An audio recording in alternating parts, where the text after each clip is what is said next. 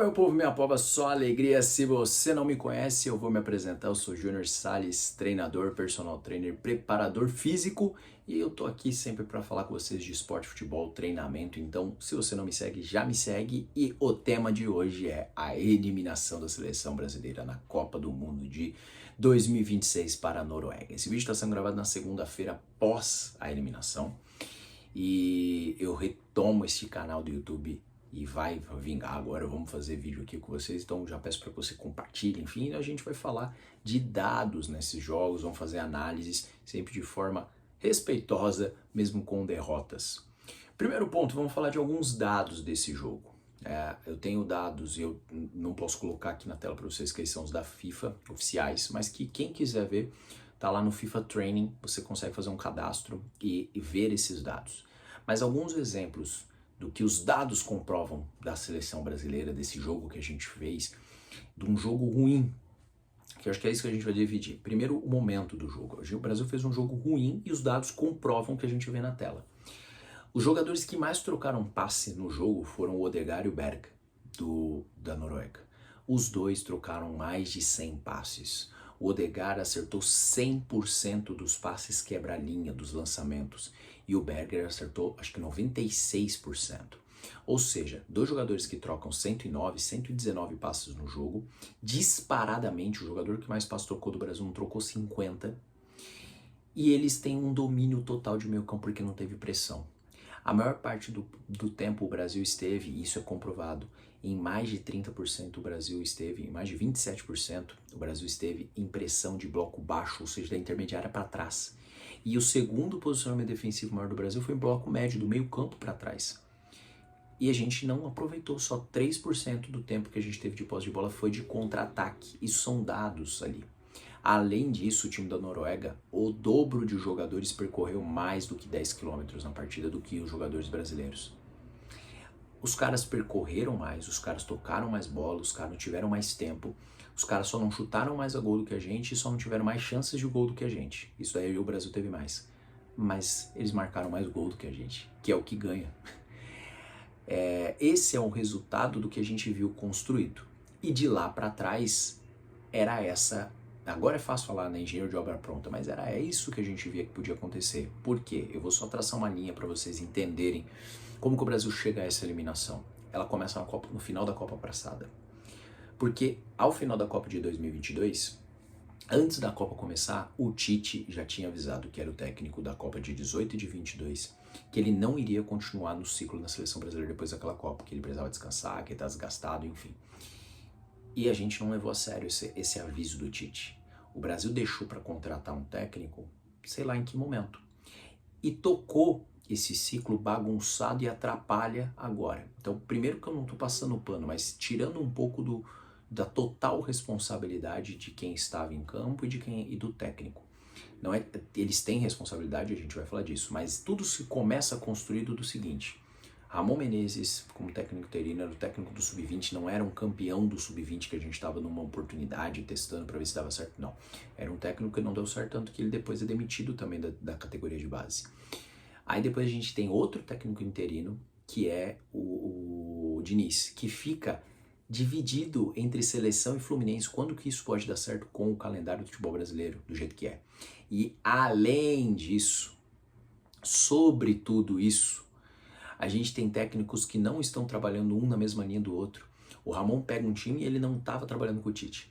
Aí depois vem o Diniz, que tem um trabalho nada a ver com o do Ramon. Aí depois vem um cara que é o Dorival, que não tem nada a ver com nenhum dos dois também no trabalho. E o Dorival faz um trabalho ali esperando por um Neymar que nunca veio, esperando por uma seleção brasileira de uma forma que ela nunca acabou sendo. E aí o Dorival sai por conta dos resultados, toma goleada da Argentina, um ciclo todo desastrado. A gente conseguiu passar o ciclo inteiro sem ganhar da Venezuela. A gente não ganhou na Venezuela e não ganhou na Venezuela no Brasil. Olha que ciclo horroroso. E aí traz o Ancelotti para fazer em torno de 10 jogos e disputar a Copa do Mundo. Poderia dar certo? Poderia, e a gente ia falar, graças a Deus trouxemos o Ancelotti, mas não deu. E por que não deu? Porque a gente não tinha uma linha de trabalho. A gente sai de técnicos diferentes, e quando eu falo de linha de trabalho, você olha, por exemplo, a Espanha. Vai técnico, vem técnico, o modus operandi de jogo da Espanha é igual. O que muda são as peças, o que muda é a estrutura do time e o comando do técnico, mas o modo de operantes de jogar é o mesmo. E o Brasil não tem esse padrão, porque troca de técnicos que não tem nada a ver, que não acompanham o trabalho um do outro. E agora a gente tem o Ancelotti que tem que assumir, ele vai ter que jogar uma Copa, ele vai fazer uns 10 jogos, eliminatório e amistoso, e aí ele tem que convocar quem ele conhece.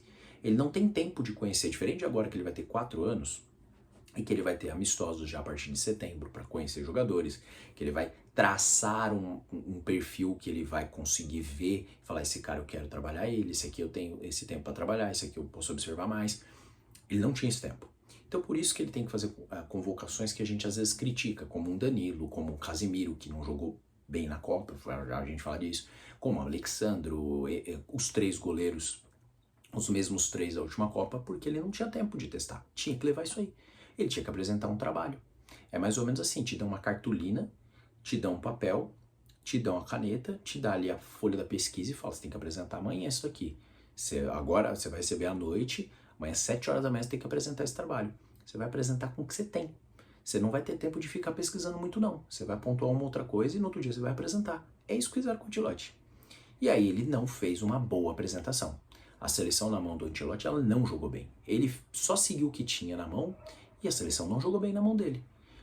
E aí no jogo principal da Noruega, ele faz escolhas ruins, ele faz decisões ruins, porque, olha só, ele faz uma primeira decisão boa que é colocar o Endrick. A primeira decisão, na verdade, é ruim, que é a postura que ele adota com a seleção brasileira. Ele adota uma postura de eu vou jogar atrás e dar a bola para o adversário. O futebol brasileiro não é assim, e provavelmente pelas críticas ele deve ter descoberto. Aí ele faz uma boa alteração que já gera uma opção de gol, que é colocar o Endrick no lugar do Cunha. E aí o que ele faz depois? Ele bagunça tudo, ele coloca o Neymar numa situação de vai lá e resolve. Em momento algum, tendo o Neymar, ele armou a seleção para jogar em função do Neymar e teria que ser assim.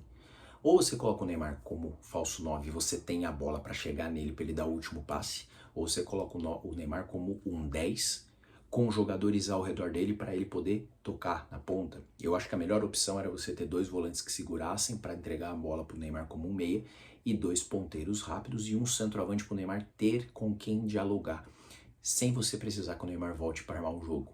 E isso não foi feito. Dito isso, a gente lamenta que a despedida do Neymar seja tão melancólica jogando. Era um cara que a gente tinha expectativa, que o Brasil vibrou por ele, mas que, vamos ser verdadeiro, quem estava criticando a convocação dele porque esperava esse tipo de jogo, estava certo. Ele não conseguiu jogar. Muito também porque não houve um treinamento para a seleção jogar em função dele, como a Argentina joga em função do Messi, como Portugal joga em função do Cristiano Ronaldo, enfim. Dado isso, a gente não pode tirar a responsabilidade de quem jogou também. Ah, o Bruno Guimarães que bateu o pênalti, quem tinha que bater era o Vinícius, primeiro lugar. Quem fosse bater tinha que fazer. A gente não pode perder naquele pênalti. Foi o Bruno, podia ser o Alisson, tinha que fazer. E não, bateu bem. Bateu nervoso, bateu a meia altura, o goleiro é só acertar o canto que ia pegar, não bateu no canto. Cara, pênalti você tem que bater na sua consciência, na onde você é firme. Ah, era o Vinícius que tinha que bater? Muita gente fala isso. Se ele é o protagonista e é o craque, aí a gente entra num outro ponto. Talvez o Vinícius não seja o cara para ter esse perfil, porque ele não tem ele não tem a cabeça de protagonista, ele é um excepcional jogador. E eu queria muito que ele fosse esse protagonista, mas talvez ele não tenha esse perfil de protagonista, de ser o cara daqui que eu resolvo todas as vezes. Como é um caso de um Cristiano, como é um caso de um Messi, como é um caso do próprio Neymar, como é o caso de um Harry Kane, de um Bellingham. Acho que nem o Bellingham entra nisso, tá? Do próprio o Haaland, que nos seus perfis são um cara que aqui que eu resolvo. Talvez falta isso para ele. E aí a gente vem por outro ponto, que é o Endrick não poder, um centroavante da seleção brasileira. Qualquer um que pega aquela bola, ele vai ter que agora nas férias, depois com certeza botar a cabeça no lugar e falar, nunca mais vou perder um gol desse. A gente tem que matar as oportunidades que tem dentro de uma Copa, e não matamos. O que fica agora é para o próximo ciclo. E agora a gente vai ter uma cobrança total para o Carlo Ancelotti em primeiro lugar. A CBF dá estrutura e paga muito bem, ele é o técnico mais bem pago de todas as seleções. Então ele vai ter estrutura, 4 anos, para trabalhar. A gente tem um ciclo já armado. Agora tem que jogar, e jogar bem no próximo ciclo. Acabou. O sonho foi adiado, e isso é futebol, isso é esporte. Vocês que me assistem, que estão acompanhando, sabem de uma postura. Eu nunca vou vir aqui matar jogador, matar técnico. Eu vou pontuar, mas eu não vou culpar. Eu vou pontuar, criticar, analisar, mas não matar. E não pode ser assim. Isso aqui é um esporte, no final só um vence. E a maioria das vezes a gente perde. O próprio Real Madrid, que é o maior campeão da Champions, ele mais perdeu Champions do que ganhou. A seleção brasileira, que tem 5, mais perdeu do que ganhou Copas do Mundo. E assim é a vida de atleta, a vida de esporte. Então, entendam e levem isso como um esporte que a gente quer ganhar, mas que a gente tem que aprender com as derrotas. O César Cielo, grande nadador olímpico brasileiro, ele tem uma frase célebre que é: não é o como você perde, mas é o que você aprende com as suas derrotas, o quanto você evolui. E é assim que a gente tem que ver. Muitos jogadores ali são novos, vários em primeiras Copas, outros se encerrando os ciclos, e a gente volta depois da Copa para fazer um vídeo como será o próximo ciclo da seleção. E assim caminhamos até a próxima Copa. Esperamos que em 2030 venha o tão sonhado Hexa, então.